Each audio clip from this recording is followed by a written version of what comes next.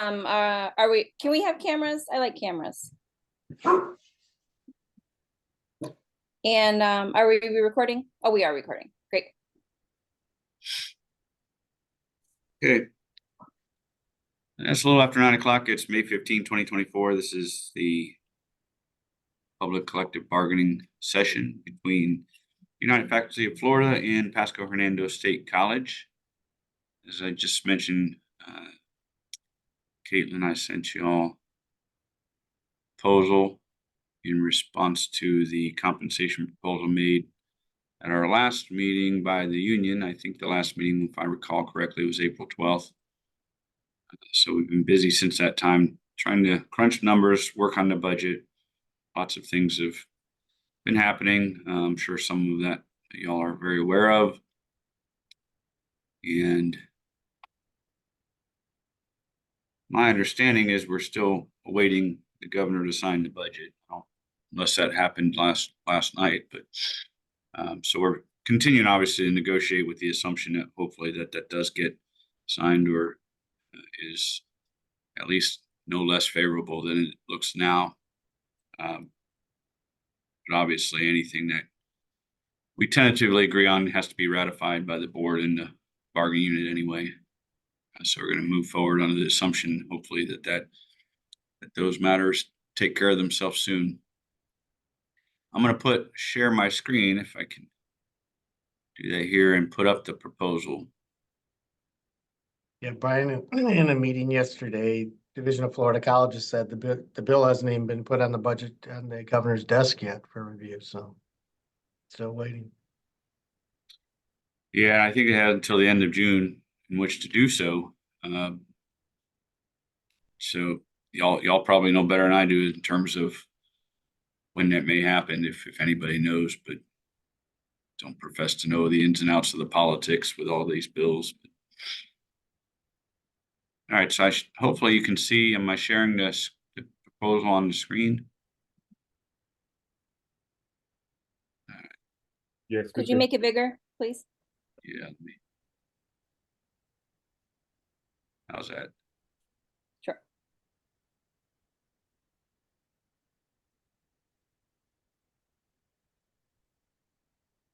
All right, so in essence, what we're prepared to offer at this stage is across the board wage increase 3% for this coming academic year, structured the same way that we did ones the last couple of years, where if you're hired after January 1, you get half of that. Hired before January 1, you get the full 3%. With that, we also would increase the overload rates by 3%. And we want to continue what we did the last couple of years to have the option at least to provide the nursing stipend, same amount, no increase to that. And that's essentially what we're willing to do for this coming academic year. We just had discussion in terms of the other components that were proposed by the union. Most of the discussion centered around the ratios and multipliers and whatnot, and evening them out.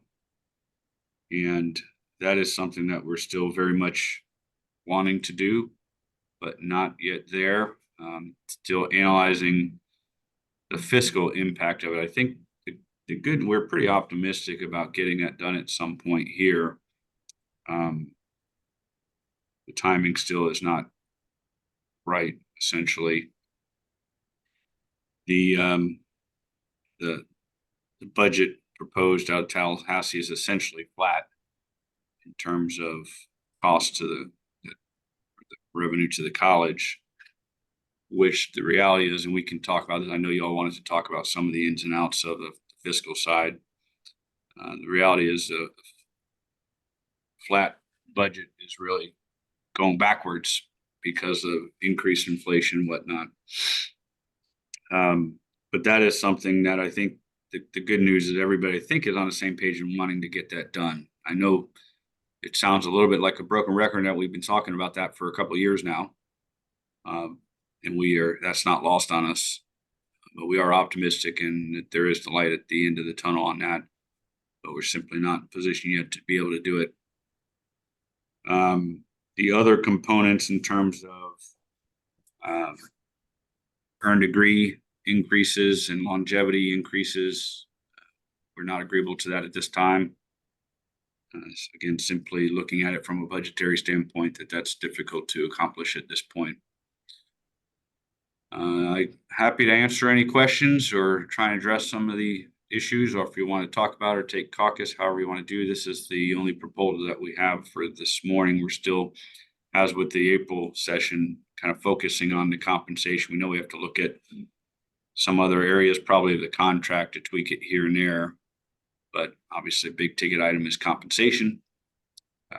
We probably will, at some point, once we work whatever out on the compensation side, we probably will need to look at the benefits article to try and just capture some of what may be happening with going to the state plan. Took a quick look at that this week to see. I don't know that needs to be changed a whole lot, but it probably needs to be tweaked just because that may happen mid-year. I think the earliest or may happen is in January. So we want to make sure if we put into place, particularly if we have a 3-year contract, that contemplates that may be a possibility. Any questions, discussion? Yeah, I have a couple questions. Oh, go ahead, Brian. Yeah, Brian, my understanding is the bill when it gets passed for go to the state health insurance plan, that the colleges are required to be in it for at least 3 years. At that point, they could bail out, but at least 3 years they have to be in it. Is my understanding correct that if we get into that, it would be in January, the earliest? Yeah, because they originally wanted to put us in July, and then we all did a pushback saying we wanted it in January. We didn't want people getting, being in one plan for 6 months, which would be outrageous, and then lose their accumulated deductibles that they met. So they have a whole criteria that we're working through, and as long as all the state colleges can meet those criterias by a certain date and give them the information they need and have the data in the format they need, then they can deliver that in January. Which again, then in October, we'd be presenting that to employees and going through what all the coverages are. Teresa's on, she could add more to that. But again, it's still a lot of uncertainty in that, so we're still, we have a meeting this Thursday. They have a town hall meeting. Each meeting we have, we get a little more detail on the mechanics of how it's all gonna work. Yeah, so sort of the thinking and not trying to tackle that issue quite yet. I think we all know it's on the table and we'll need to have some discussion. Might require tweaking the union contract, but with all the uncertainty, I think it probably is better for a subsequent meeting.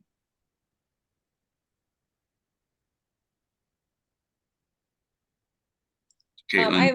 I have a few questions. So I know we've done this in the past. I'm just wondering, what is the justification for mid-year hires getting a smaller raise? I mean, we're all experiencing the same economic conditions, and I just don't see why halfway through the year, if you get hired, you haven't earned the 3%. Or can we talk about the rationale behind a smaller raise for people that were hired mid-year? Yeah, my recollection, and anybody can jump in here, is I think we're trying to maintain some avoid the compression type issues that we've had in the past. We're having existing personnel end up getting the same as people who were just hired, so trying to maintain a little bit of that so we don't end up back having some of the issues that we've had in the past with compression. That was my recollection. Anybody else have a different recollection in that discussion from years past? Yeah, I would say that's correct. Just maintaining equity and compression, and worrying about compression issues. Well, I'm kind of thinking it through. It seems like a smaller raise for people who are hired mid-year would actually compound compression, because now they're offset from where they were placed based on their experience. Well, there's kind of two theories. I mean, most of the time we've always been, whatever the raise is, the reason we give them really the half of that also is that we move the scale up by that amount. You know, if you keep the scale, there's two trains of thought. If you keep the scale the same, it's difficult bringing people in. You know, if you move the scale up half the amount, some people can argue you're still messing a little bit with compression, but you know, we feel it's really the best way to keep moving the scale up a little bit also. But the scale is moved up by The one and a the half, collective bargaining agreement, huh? it's moved up by the 1.5%. That's the way the scale's been done before. You know, if we give you 3%, everybody who's been there for the full year gets 3. Then the scale moves up 1.5%. I mean, we could even, we looked at doing things where if you started in the third quarter, which was January through March, you got the 1.5%. And if you started in April through June, you get nothing. Okay, But then if we do that, we can't really move the scale up.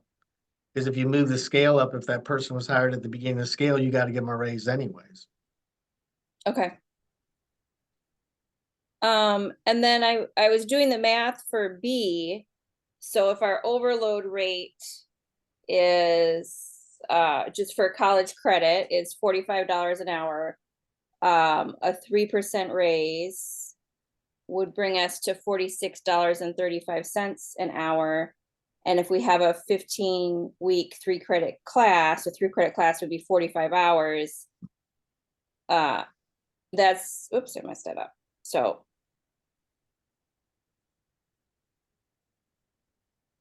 Yes, the rate of 46.35 would be correct with the 3%.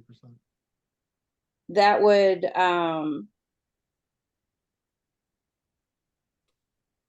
so that's an additional $1.35 per instructional hour or contact, or I guess credit hour, $1.35 per instructional hour.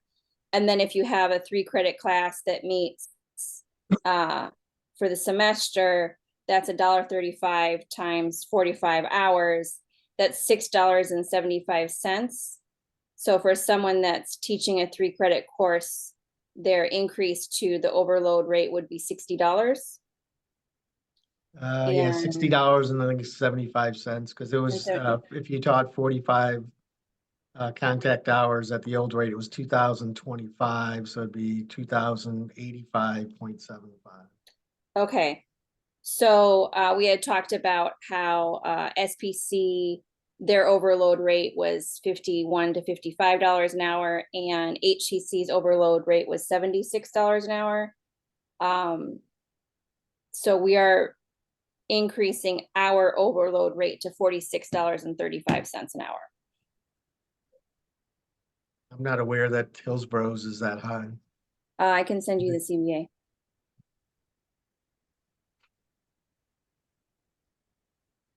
Okay, just want to clarify that.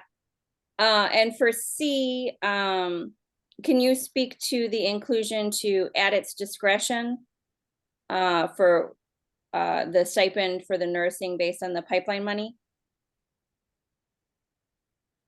The nursing stipend language is identical to what we had last year. I think just recognizing that the purpose of the stipend is for the recruitment and retention angle. So depending on whether it's necessary or whether there's funds came in, I think last time, I assume we have them again this time, but I don't know that. But that was really just using the same language exactly off the MOU from last year. So what is the status of the pipeline money? Do we know that at this point? Is it put in? Is it approved? Is it bigger or smaller than previous years? It's a line item and it's a performance base. So we've been indicated an amount we should receive, but again, it depends on the governor approving the budget. Okay. So that has gone up about a little over 700,000. It dropped about $1.2 million from the year before to the current year we're in, then it went back up 700,000. Okay. And then So that's performance based. It's a pool of 40 million. And all the schools, based on how they perform, they get a percentage of it. So it changes every year compared to how you perform to other schools. okay. So if the language says at its discretion. What are some scenarios in which the college would choose not to pay the $10,000 stipend to the nursing faculty? Well, it's hard to speculate, but obviously if funding does fall through, if the budget doesn't get passed is one, the obvious one. If everything's fully staffed, there's no need to it. The college might not or may not do up to 10,000. I don't know that that's a very realistic possibility this year.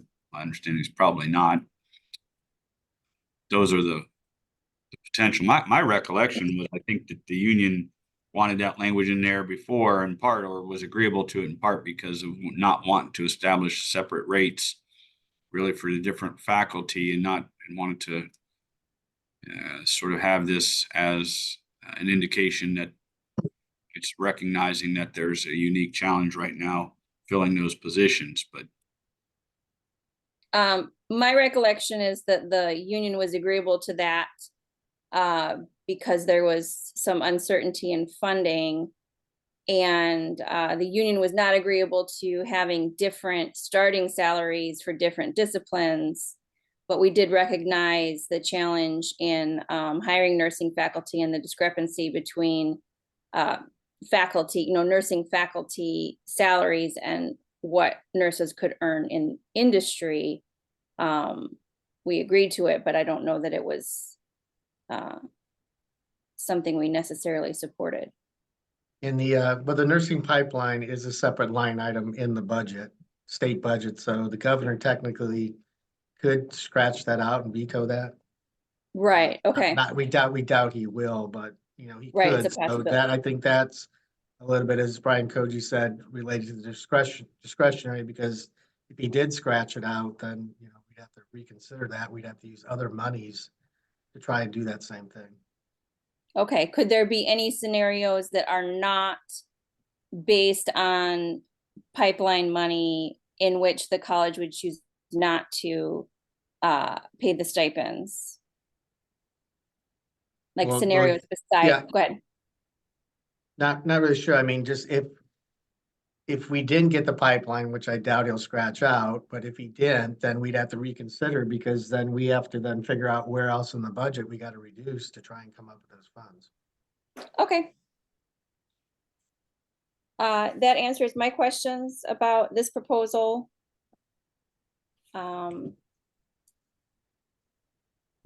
So I had emailed the administration a list of questions to talk about the budget. I know that Brian does a great job with the budget presentations. We have the executive summary every year. Those are all available on the intranet. But I just, there's some things that kind of, I think, feel mysterious to faculty and staff. So I'd like to go through those.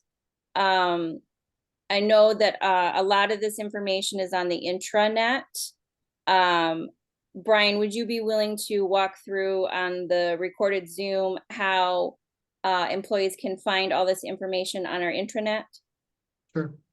Okay. I did send And that then- email back to you last night too, I think. Yeah, around yeah. 5. Yeah, I appreciate your answers. That was very helpful. But we'll just go through them so that everyone can find the answers to those questions. This is a recorded Zoom, and we do post the Zoom recordings on YouTube. So I don't know if there's any information that would not be public records in the intranet about finances. Is that a concern? No, nothing's salaries or personal information. Okay, great. So yeah, if you want to go ahead and just show everyone how to find this information if they're curious about it. Somebody's got to let me share.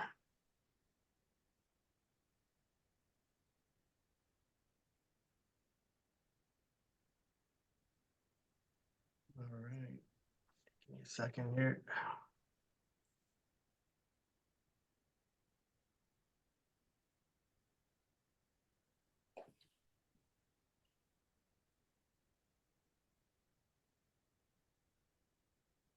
All right, can you see my PHC HSC intranet page? I can, thank you. All right, so you can go there. You can go under departments.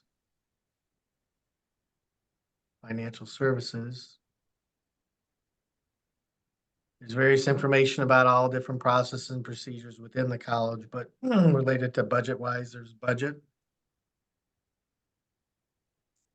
You can click here, that'll take you to any current year planning information that we're sharing.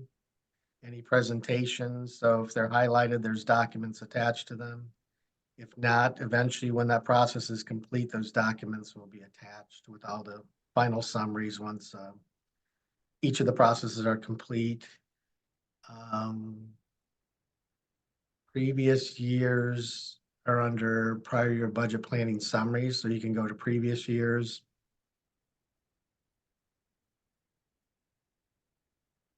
Yeah, there's information under planning documents. There's documents under there you can pull up, as well as under financial budget summaries. So all the years are set up the same way as previous years of the various summary information. Okay, That great. answer your question? Yeah, I think so. Could you talk a little closer to your microphone also, or Yeah, move your I'm microphone? sorry. My voice is kind of cutting in and out of my sinus. Yeah, yeah. Messed up. Okay. So again, all the fiscal years you can, get the information going back fairly far back. Okay. And could you click on some of the files so faculty can see, or everyone can see what they look like the planning documents and the summary by budget supervisor?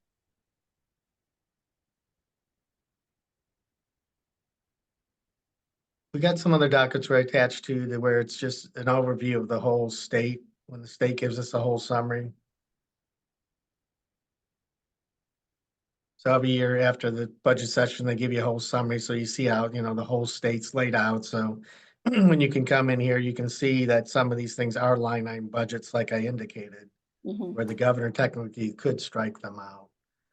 So for the budget process, the legislature prepares a budget, and there are parts of the budget that are just all together. So like the amount of money that goes to a particular college is just not really changeable. But then if something is a specific line item, such as the pipeline or a particular fund for a particular building, the governor can choose to just strike that out without going back to the legislature. Is that accurate?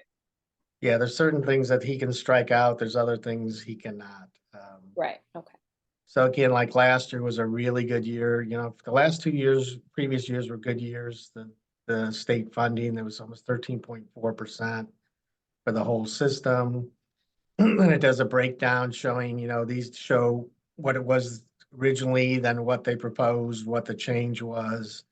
And then the tables below get into providing college by college breakdown of the funding sources, the type of funding. Again, the numbers can get a little bit confusing to people not familiar with it, if sometimes the money's reoccurring and non-recurring. So from year to year, when they show things are changing and increasing, they're not really netting out that the year before was non-recurring. So it can get a little confusing, but it provides quite a bit of detail with the source. One big thing always is in our budget, we always have concern about every year. Is years ago, we were given STEM stackable money, 2.3 million. And all these are still keep reading in the bill. Here's the appropriation budget. Here's what all the colleges get. But by the way, you 4 colleges get special appropriation within that for this 2.3 million. So every year we have to do a report to the state saying what we utilize that for, the STEM programs, how we perform. We've been trying to get them to take that out of by the way, because the governor could come in here and just strike these 4 or one of them or 4 of them and just say, well, we're not doing these anymore. We gave them to you for so many years. These should be self-sufficient now. And he could strike out and we'd have 2.3 million just gone overnight. And is that specific money like trackable? Like, do we Yeah, have it's to? trackable. That's all to the STEM programs that we started up. It also supports some of the costs, the science and math, which are part of STEM. Because back then we were having budget reductions and we had tight years, so we used the STEM money then even to add some math faculty. And Okay. we can track that and report that every year as STEM expenditures. Any money in the past that we don't spend for the year that's STEM, we would put in a reserve and then use specifically for STEM programs if they wanted equipment or other things like that. Okay, So that's definitely trackable and we have to track it. We've been trying to convince them because we've been responsible and tracking it for years and showing it stays in that STEM thing that they really should just take it out, that we don't have to keep reporting, but they haven't bought into that yet. and then the pipeline money, can you talk about that? Yeah, the nursing pipeline, like the year before here, was 40 million. So again, all the colleges submit information and the information is just based on the nursing programs. And they allocate based on performance measures within the nursing program that 40 million out to the different colleges. Now, the money can be used for various, they have a list of various academic programs. So we have utilized it to purchase equipment, science labs, other type equipment for other programs. So we do have the capability to do that, but we have been leaving that as more non-reoccurring because again, of the concern that I think this will be the third year now in a row we've been, they put the 40 million in, but if they get a tough budget year next year, like they had this year, they might just turn around and say, okay, we gave that to you for 3 years. Now, you know, you guys should be on your own and take it out. So we don't want to be in the position that we are budgeting reoccurring things, reoccurring salaries, and all of a sudden that money's gone. And as I indicated to you, the first year, we got like 2.9 million. Last year, we got 1.7. So just in 1 year, it was a 1.2 million decrease. And then now we bumped up 700 again this year. But again, if that all of a sudden's gone, you don't want to be in the situation of trying to fund reoccurring type things. They have another linked industry pipelines that was 19 million. They have that in this year's budget also. And that requires, to get that money, every schools have to actually submit a proposal for nursing related programs that it requires a 1-to-1 match from the community. So you have to have a community giving you involved partnership in a project. If they give you $1 million, then you're potentially can get $1 million out of that fund. And is that something we're pursuing? Last year we did not. This year we will because if approved, we've got a special appropriation for 1.5 million non-recurring for 1 year for a nursing institute. And Andre Brevnick's on. He can talk a little bit more about that if he wants. But again, within that, we're looking for different partnership matches and working on that from different hospitals. And if we get those matches, we could then submit those matches and try and get this additional money also to help out with that program. So those are some of the primary things. They also have performance-based incentive industrial certificates here. The previous year was 14 million. It was up to 20 million in the current year, and they still have it as 20 million this year. So again, certain industrial certificates apply. Schools calculate that. We just submitted ours in. And they calculate, again, it's kind of a performance-based thing. They have 20 million, so all the certificates everybody submits in, they usually give you $1,000 per certificate. If they exceed the amount of certificates, in total, divided by the 20,000, it's not 1,000, then they divide it and they give you whatever your percentages of that total. If there isn't enough to actually at $1,000 value use up to 20 million, then historically they've come back and redistribute the difference. So you may get $1,200 for that. So again, that's variable every year based on your performance and how the other schools perform in those industrial certificates. And what are those industrial certificates at PHSC that we offer? I think there are various nursing ones. There's various programs. I can't remember at the moment, but various programs that Allison Heil, Dr. Heil, Dr. Gabbard, and all them go through in their areas and make sure we're recording those properly that we can report. And they're on here, could they, Yes, There, that, good morning. Can you hear me? yes, Okay, industry certifications are an exam that students take at the end of it. Could be a course. It could be they take them in lieu of as comping out of a course, like our CGS 1100 students take 3 parts. They take a Word, Excel, PowerPoint. They pass those 3 tests. They can then exempt CGS 1100. Another thing is our CompTIA A+, which goes along with IT. So IT has those industry certs, CompTIA Plus, Security Plus, Network Plus, also law. So those could be taken attached to a course. The other thing that's programmatic is law enforcement, fire. Those are state exams that they take at the end of the program that count towards industry certifications. Similarly, on the healthcare side, like nursing sits for their certification exam. That's an industry certification for programmatic, as well as some of the other healthcare programs at the end of the program. So dependent on whether it's at the end of the program or end of a course, or it could be in lieu of a course that students can take. And actually with these industry certifications, because of the cost, we do our best to work with students on that to lower it. So I know we've utilized other funds such as our Perkins grant to assist in some cases. In some cases it is out of pocket, just dependent on the certification and when it's taken. okay, so basically the state allocates funding for different colleges based on how many people pass particular exams, is that accurate? That's approximate, yes, yes. Okay. That would And is be, that, so the stuff for like fire, is Mhm. that part of pipeline or is that a separate money? no, there's no money for fire. Oh wait, where does the fire money come from? A separate? What do you mean fire? I'm not sure. Oh, I'm what you mean sorry. by fire Where does the money from the state that comes to the colleges based on the number of people that pass the fire and law enforcement industry certifications? Is that a separate It's that's It- within this line budget here, this performance-based incentive, industrial. performance-based incentive? That's she's talking about some of the programs that qualify for that. Some Okay, under Dr. Gabbert's area also. So again, the idea is that they'll give you $1,000 per qualified certificate.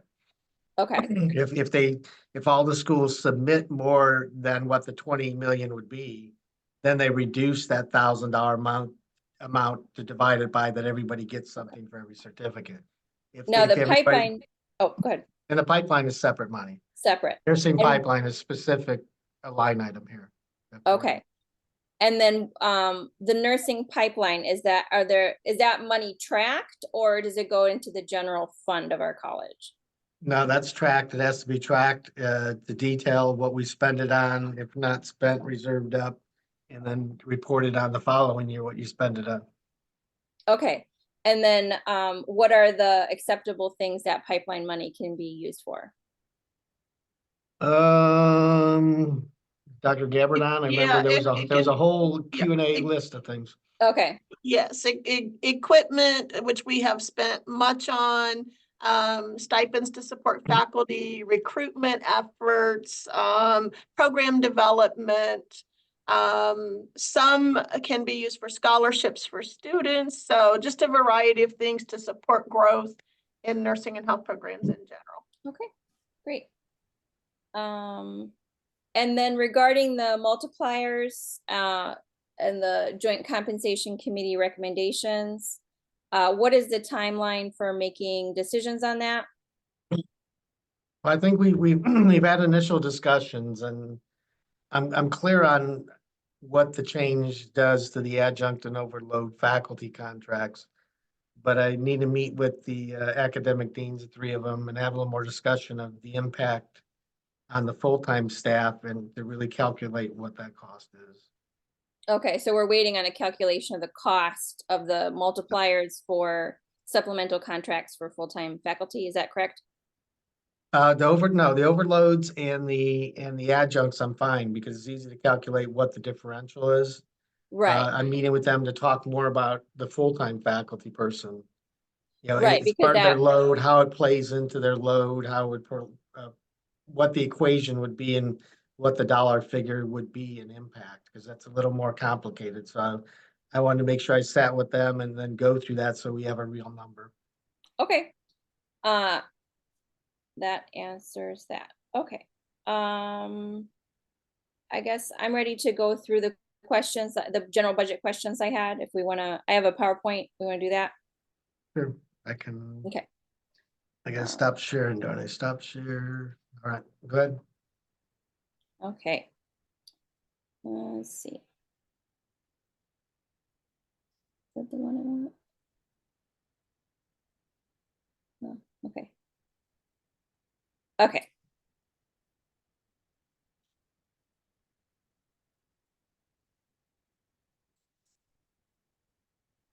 Okay, so I know we had a reduction in force. So there were some positions eliminated by Dr. Pisers.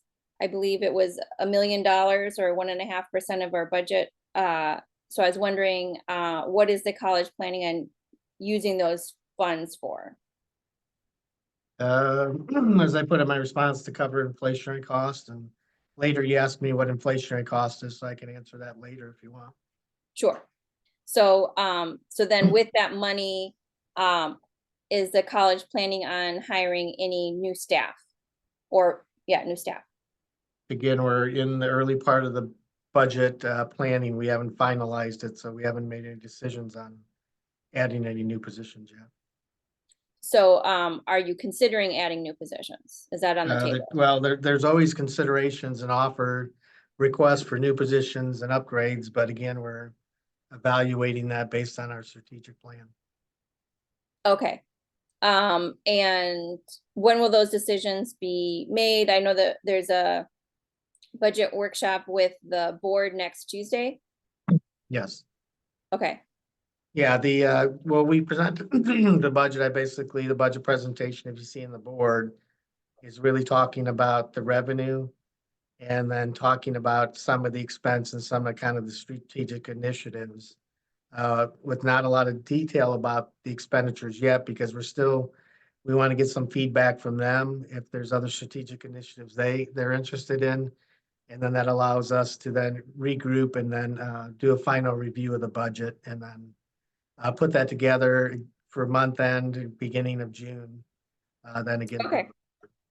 So the budget workshop with the board next week is just sharing information, but of just kind of where we're at financially. But then the actual proposal happens in June towards the board, and then the board will approve that budget. Is that correct? Yeah, the executive summary then has the details, the tables, all the information and the highlights of things that have changed. Okay. And then how has closing the college store impacted our budget? It doesn't impact the operational budget because it's an auxiliary service, which had to be self-sufficient. It had been self-sufficient for years, but then the last 3 years it was actually losing money, but we were using the HERF federal lost revenue money to basically cover it. And at that point, the HERF money was gone, so it wasn't self-sufficient. So that's part of the reason we had to outsource. Okay. And then how many employees were employed in the college store? I think there was a total like 19 FTE, I think. There's a Okay. mix of full-time and then part-time. A lot of those people, I think, I don't know if Teresa's on the call, but I think we re-employed 3 or 4 of them at the college. 2 of them got jobs at St. Pete College, I think. And a couple other ones, the one manager at Spring Hill, Susan, she got a job with, and Phil, who worked for the college store before, got a job with Follett. So quite a Okay. few of the people were placed, got back into the college or got into other colleges with references from us. So I think that worked out fairly well. Okay. And those 19 positions, where was the money to pay for those salaries and benefits? That was from the revenues from the college store, or was that any of our operating funds were paying their No, salaries. that's all tracked in what's called Auxiliary Service Fund 3, so their revenue had to cover their expense. Okay, You so there cannot, was you cannot no, use, there's, yeah, you cannot use operating dollars to subsidize an auxiliary service. So Okay. like vending, cafeteria, anything like that's an auxiliary service, and it has to generate its own revenue to cover its expense. okay. Is it possible for a college to designate a bookstore or a cafe not as an auxiliary service? Now it's gotta be reported as auxiliary service. Okay, So right now, the vending does cover itself with the vending machines, the cafe does cover itself. I mean, in theory, we don't really look to make a profit. We're trying to provide a service to the staff and the students. okay.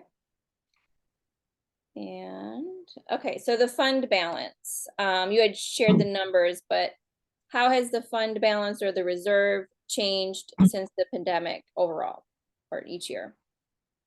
Did you want me to pull up? I can pull up the Yeah. email I sent you, which has a lot Sure. more.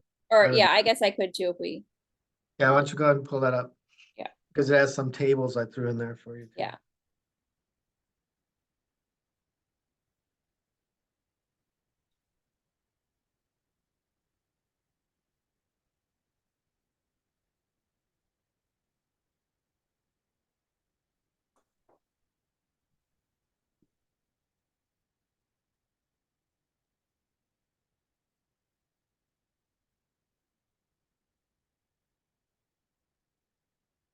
okay.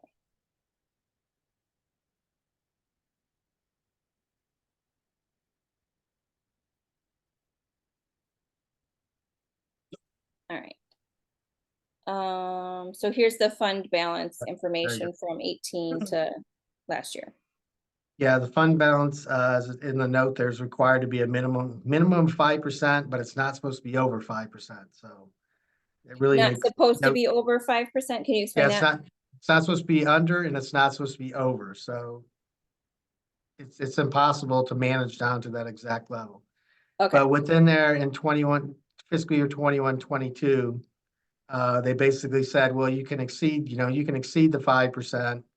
But you need to have a spend down plan or, indicating how you'll spend it down or what that really is being held for. So again, a 5%, trying to manage a 5% every year exactly and not be over, under it. You'd be cutting and adding and cutting and adding every year, so it's not a good practice. We've always, I think, maintained really around 10% for years.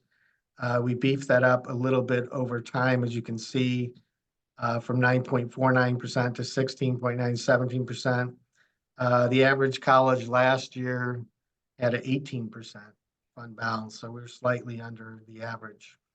okay, Although the 13.9 sounds like a lot of money, the 5% is about 4 million of that. But if you scroll down just a little bit to the next chart, this is the spend down plan. So all the colleges went out, we looked together, we looked at the Government Finance Officers Association and their recommendation that you have at least 60 days cash on hand. Because if you only had 5%, you couldn't last 2 weeks and you'd be out of money. You couldn't pay your payroll, you couldn't pay your expenses.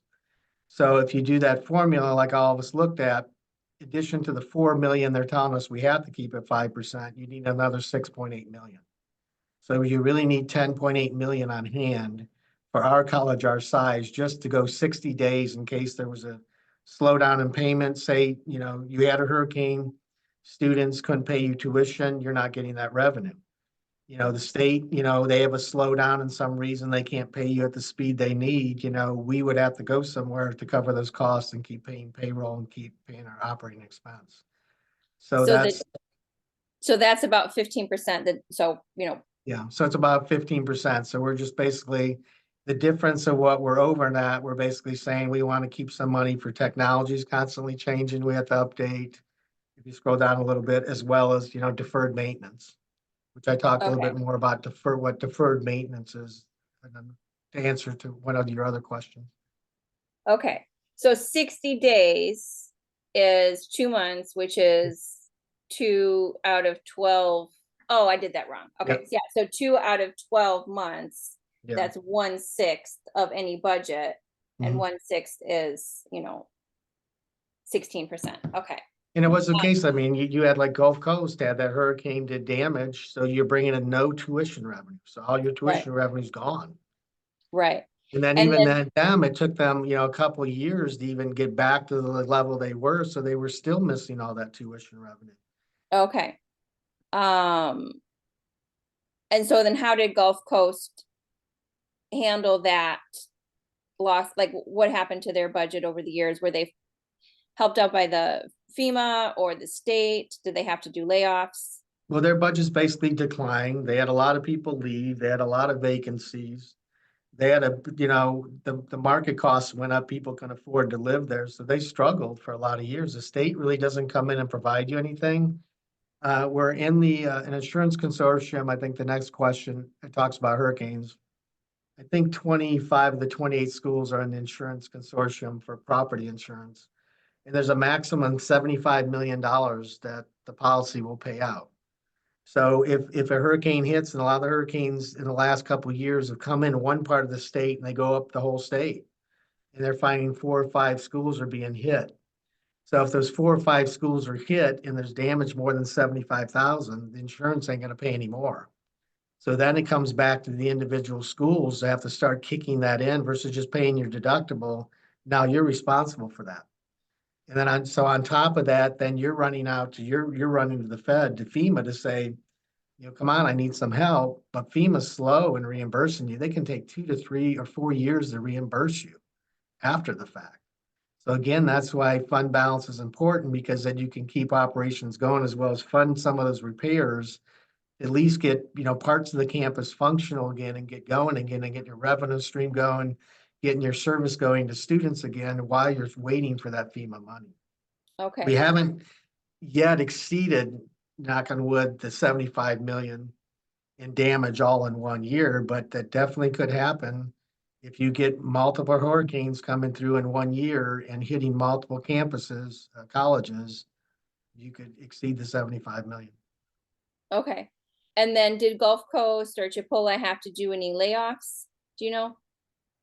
I don't know if they had too many layoffs, because I think a lot of people left because of the hurricane. Like I said, a lot of people left, worked at other places because they couldn't keep up with the wages. When you had the Okay. hurricane come through and do all the damage, and then the reconstruction, the housing prices and everything were outrageous, and they couldn't pay their people enough to even retain them. Okay. So that kind of goes over this.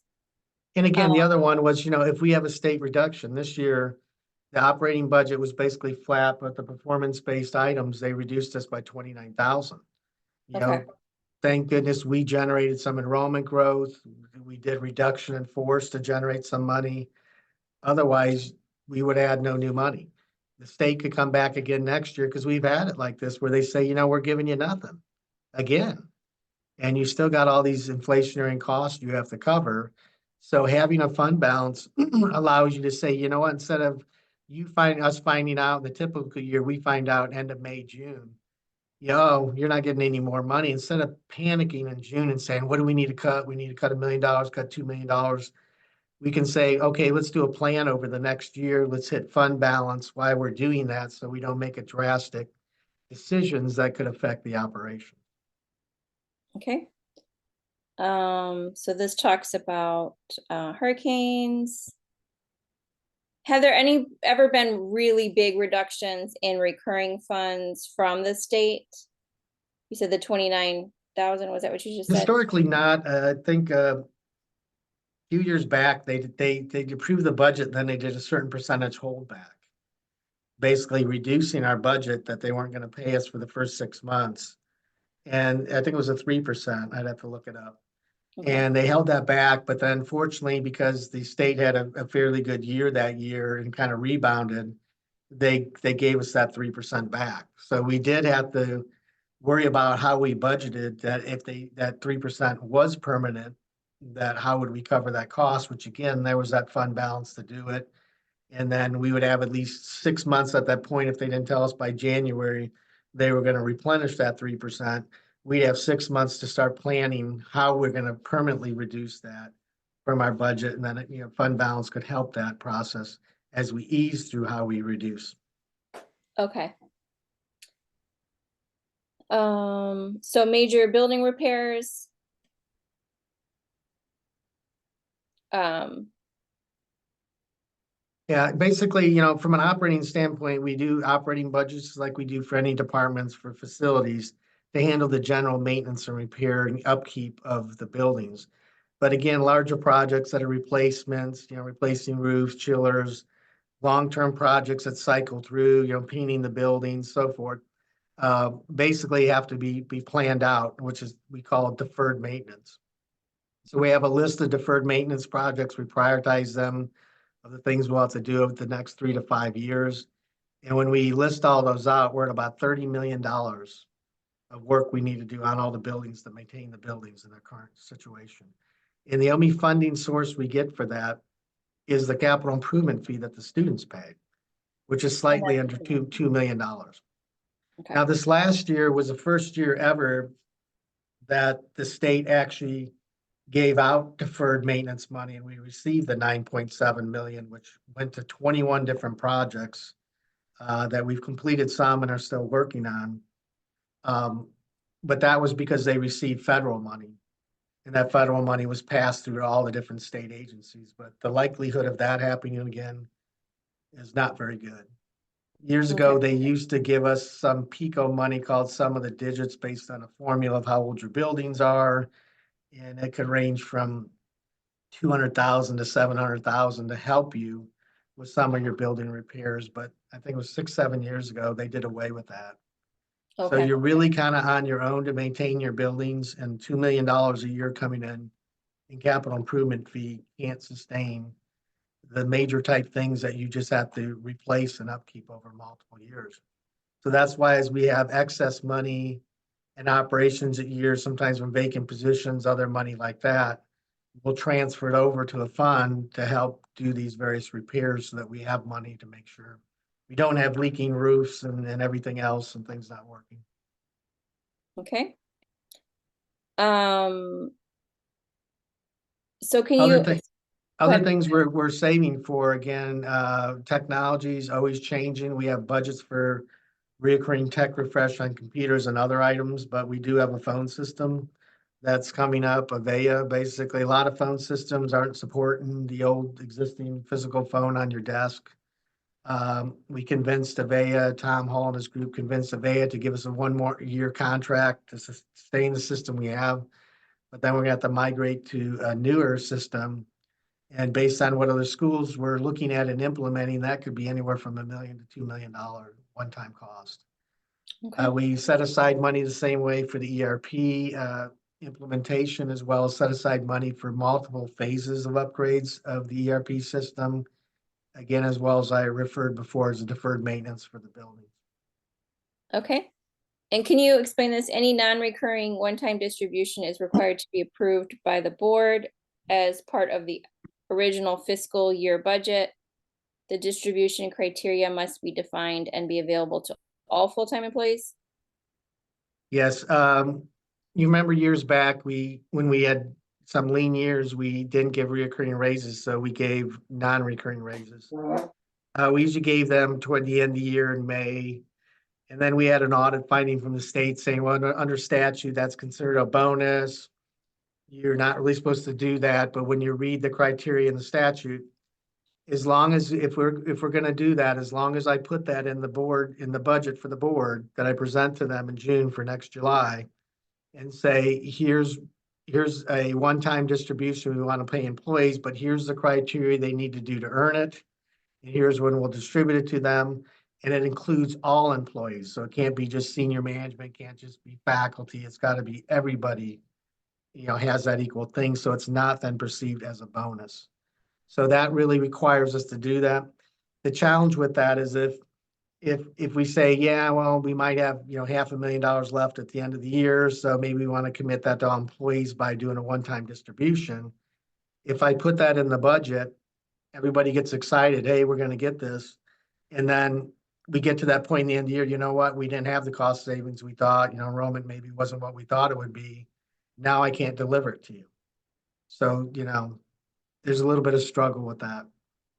So the And again, we non-recurring, can't, and again, we can't do that like we did before because we would wait, we'd see at the end of the year, May, okay, we got some money left over. Put toward equipment, put for this, let's put some of this toward for staff as doing a one-time non-recurring. We can't do it that way because that violates that statute. okay. And then inflationary costs, we have contracts. So the contracts that we have are custodial services, landscaping and security. Well, those are the major like service contracts. I mean, you can get into the ERP systems, a contract, there's multiple software licenses. So there's contracts all over the place throughout the college. Okay. Now, health insurance, I know we had talked about last time about the unknown of what that would cost to the college. But I did look at the appropriations bill, and the way it reads is that will be funded. So the health insurance shouldn't have an inflationary cost to the college this year. Well, we're not sure yet, because what happens is the legislature was gonna put $80 million into the budget, into the operating budget to distribute to all the colleges based on primarily the funding formula. But at the last minute, the push was that the health insurance was the priority. So they pulled the $80 million out of the distribution, therefore why we didn't get any money. And they put it into a pool under health insurance. But our understanding is that 80 million is going to go into the state health insurance plan. We're not getting that money distributed to us. So what they're figuring out right now is the amount of money we had in our budget that we currently paid our insurance consortium for the insurance. They're going to make us pay that to them. And we don't know exactly what that formula is based on. If I have enough budget right now to pay them what they're expecting me to pay them, or they're gonna say it's a different amount or more. So Okay. those are the things we're trying to work out, because historically, the way the universities work is all they do is they collect the portion that the employee owns, the $50 or $30 a month, and they remit it to the state. But here it's a little bit different because they're not, what they really should be doing is they should figure out what is the amount I owe them out of the amount I'm paying my insurance consortium now, and pull that out of our budget, and they put it into their budget, and they just handle it going forward. And all we do is forward on to them what the employee pays for what the state says the employee has to pay. But we're really in a transition of, we don't know if the amount of money we have budgeted for insurance right now is the amount of money they're gonna be asking us for, or they're gonna be asking us for more. So I did put an inflationary thing in there and put a little bit of budget toward it just to cover that situation. Um, I know it's very complicated, it's very confusing, and we're trying to still, as we go through these meetings, hopefully get more clarity on that to see what the cost, but hopefully going forward, the theory is that we shouldn't have to see inflation increase because the state should pick it up. okay, with this particular year, the way I was reading the bill, I have it here.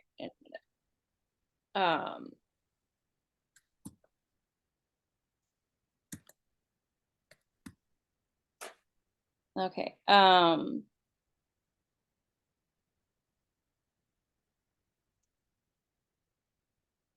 The other increase was the pension. Again, the state pushes through to us what the portion is, college pays for the pension.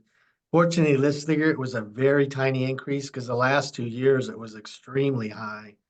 And a huge cost to us, so it was fairly low this year. okay.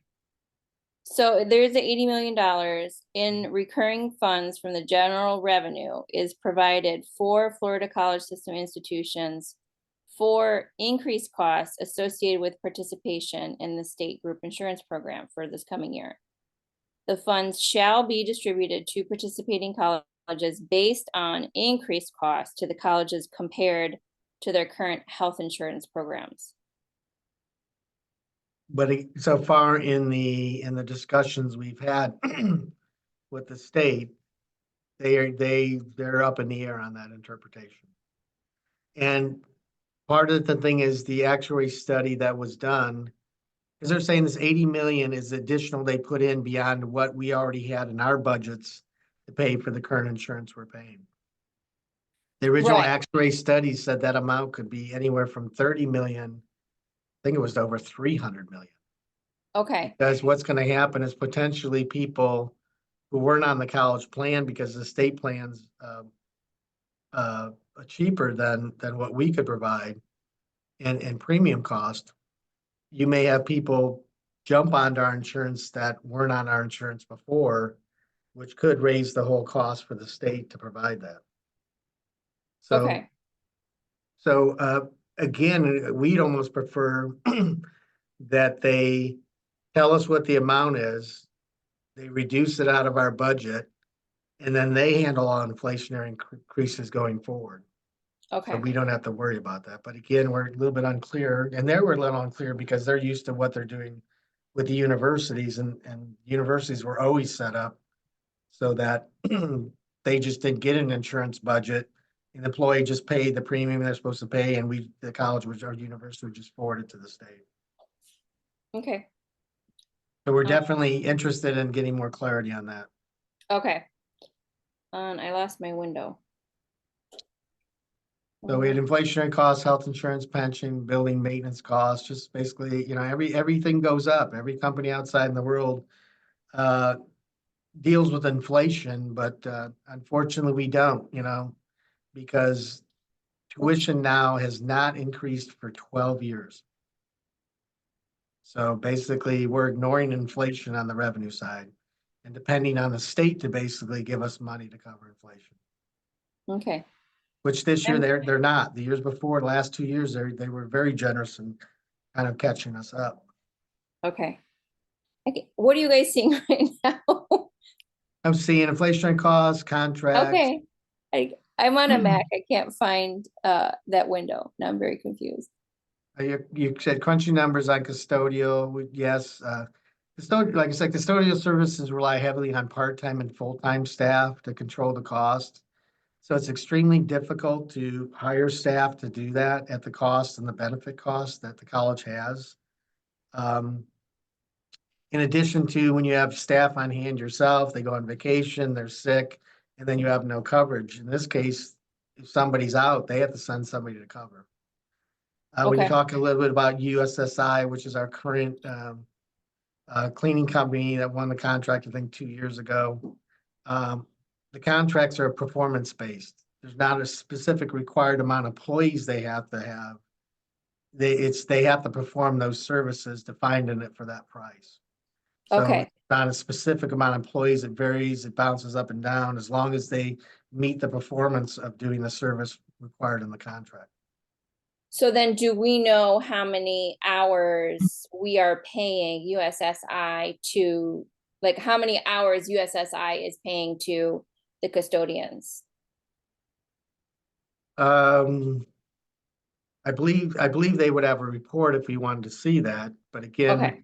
most custodial companies are really on a percentage basis. It's a percentage basis of how much square footage, what type of service cleaning you have as amount of money hours they would put toward providing that service. So most contracts, when you bid them out, are set up that way.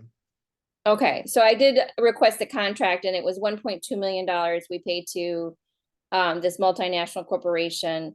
Mhm. But we don't know like where that $1.2 million is allocated between cleaning supplies and actual custodians, keeping our campuses clean, their management staff, their shareholders, or we don't know where that $1.2 million is broken up between custodians and overhead costs for the corporation. No, we don't itemize that down. We basically get billed monthly for, again, a performance based of them performing the service that's required to the satisfaction of what the service should be provided and providing all the necessary supplies to do that. Okay. So then have we sat and thought like, okay, if we pay the custodians 25 hours a week, this many custodians or full-time, this many dollars an hour, this is our health insurance cost. Have we sat and crunched those numbers to see if we have full or part-time employees to keep our campuses clean, would it be less than $1.2 million? Years ago, we did that and basically it's winning to go outside and contract outside. You gotta remember in Florida too, that every, minimum wage started a few years back, started at 10 and it's going up to 15 eventually. This year will be at 13. So that's almost a 10% increase every year. in Okay. just personnel cost, yet our contract is fixed. That they can't increase the price, I think on that one more than 3.9, it's 3.99% per year. Right, But which we is went about out and figured $40,000, yeah. yeah, if you figure our inflationary cost of having to pay $1 more per hour.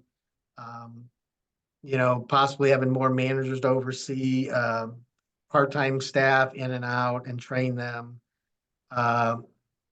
You know, buying the materials, they can buy the supplies in bigger bulk than we can because we don't have a place to store them. So there's a lot of the cost benefits that you get passed on with their pricing of them being a bigger company, being able to provide that more cost effectively. Okay, And again, we bid that out every, I think it's a 3-year contract with the 3 1-year renewals, I believe. So we bid that out every, you know, basically if a company does well the first 3 years, there's always an out. There's always a performance out if they don't perform. Even within that first 3 years, we can, you know, cancel the contract. And then there's additional year-by-year renewals, but after that 6-year period, we go back out to bid. And again, scrutinize and make sure we're getting the performance for the best, you know, the best price. I know that HCC contracts out their custodial services, but St. Pete College, their custodians are employees of the college. Have you ever had a chance to talk to their administration about the challenges of having custodians as employees, or how that has worked out for the performance of keeping their campuses clean? I really haven't gotten those conversations with them because this method has worked out well for us, performance wise and cost wise. So Okay, again, I think, you know, with landscaping, the same thing. Originally, when we opened Spring Hill campus and Porter campus, we contracted out. The other sites were in-house. But again, over time, the increases in wages, benefits, equipment cost, equipment repair cost. The costs we're getting, you know, it was a lot cheaper to go outside. And we were very fortunate to get a great company, a great partner that we have with landscaping. He's really kept his costs down. I think there was a couple of years where he had no increase, even when gas prices were going up and minimum wage was going up. So, and they do a really good job also. Security is kind of the same way. You know, it'd take a lot more staff on hand, I think, to manage security than really just contracting it out and then trying to track the people. So again, it's worked out well just to contract that out, cost effective and performance wise. okay. And then I asked about, so I know like faculty, we get our base salary, but then we have supplemental contracts for our overload courses and for being a SME and for you know, department chair and program directors. Are there other supplemental contracts for staff and admin besides their base salary? Yeah, the only ones we really have for staff and admin are related to the ERP implementation. Okay, We so got an a subject- administrator's base salary, that's how much they earn unless it's related to ERP. There's some supplements for that. Yeah, there's a supplement for that based on, again, if you're subject matter expert, you're over an area. So we created criteria for that. And it's, you know, exempt people, they get that additional amount. Non-exempt people that are hourly, if they work overtime, then we pay them the additional overtime hours. Okay, So, and if you probably equate it out, they're probably not getting anywhere near what they should be getting with the amount of hours people are putting in extra for that. okay. So exempt employees are salary and don't get overtime, and non-exempt are hourly and do get additional pay for anything over 40, right? Yeah, because they're not exempt, we can't give them a stipend or supplement. They have to actually exceed 40 hours and then we pay them. Non-exempt, okay, yeah. Hey, Brian, I do want to add one more. All RN staff and which includes, administration does get the pipeline stipend. Okay. Yeah, So- as Dr. Gabbard, the pipeline stipend for the nurses and some of the staff in the nursing department. Okay. And then do the staff and admin get any professional costs reimbursed, like licensing or professional memberships? No, like I said, I think mostly, people have different corporate memberships, but those are really just for the benefit of the college. We don't really pay for professional license, I think, for. What would be an example of a corporate membership? Like the college has a membership with NACUBA, National Association of College, University and Business Officers. You get online access to various trainings, you get discounts to go to webinars, seminars, you get updated information on changes in accounting rulings and what's going on. So those would be Okay. like corporate memberships. What about the foundation? Does the foundation pay for any memberships? The corporate memberships are paid by the college. The foundation pays community memberships with the chambers, the various outside community organizations that our different employees represent. Okay. All right. And then what about, we had talked about having training for the administrators to understand what's in our collective bargaining agreement and what it means to have a collective bargaining agreement for faculty, and has any progress been made on that? I would usually defer to Andre, but I understand he had an emergency and he had to cut Okay. out. So I don't know Brian, do you have any comments to that or? I don't think we've done anything formal as of yet, Caitlin. I think we're looking to get that further along in this negotiation so that we can use this coming contract as the basis for that. Okay. And then I did, Pam had shared that the CBA is posted on the college website, so appreciate that. I did notice that the Weingarten rights and the grievance form at the end got cut off. So can we repost that PDF so that it includes the last page and the appendix 1, which is the grievance form? Yeah, we'll look into that. If that got cut off, we'll update it. Okay, great. All right. So let's, does the administration have anything else? Nothing else for this morning. We are kicking around some dates for the next one. I know I told you we'd get that to you last Okay. time. Trying to get some dates. I think Pam emailed me just this morning with a handful. So whenever we get to that point, we can talk about potential other dates here. Okay. And the SME, there was no response to the SME 10% increase?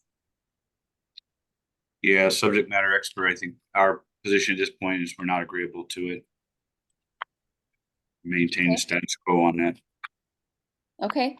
And when will there be, I guess you kind of answered this, but when can we expect a response to the multipliers? I know that you had to do some calculations for how that would affect load for full-time faculty.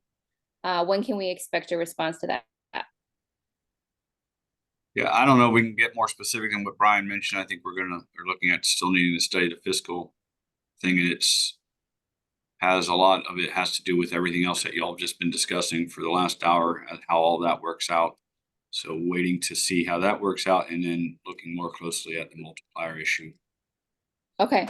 What is it like? Is it likely to be addressed for this fiscal year, or are we gonna postpone it again?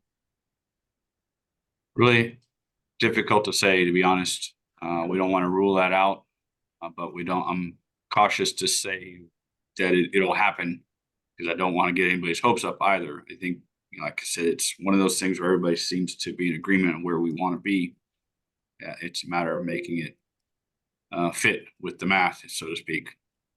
So I think we'll know more on that into the summer once we get the budget issue sort of finalized. Okay. So we're ready to take a caucus. What is the time constraint for the administration this morning? It's 10:18. Yeah, Are there any? I have a hard stop at 11. 11, okay. I don't know how much you need, and I can email you the dates while you're going to caucus, so you can kick around some potential dates for the next couple of meetings. Okay, will this take a 30-minute caucus then and come back at 10:48, or how about 10:40, a 22-minute caucus? All right, sounds good. Administration, Okay. we have a caucus room if y'all want to move over to that. Okay, and for faculty, if you check your college email, there's a Zoom link to the caucus room, and I'll see you there in a minute.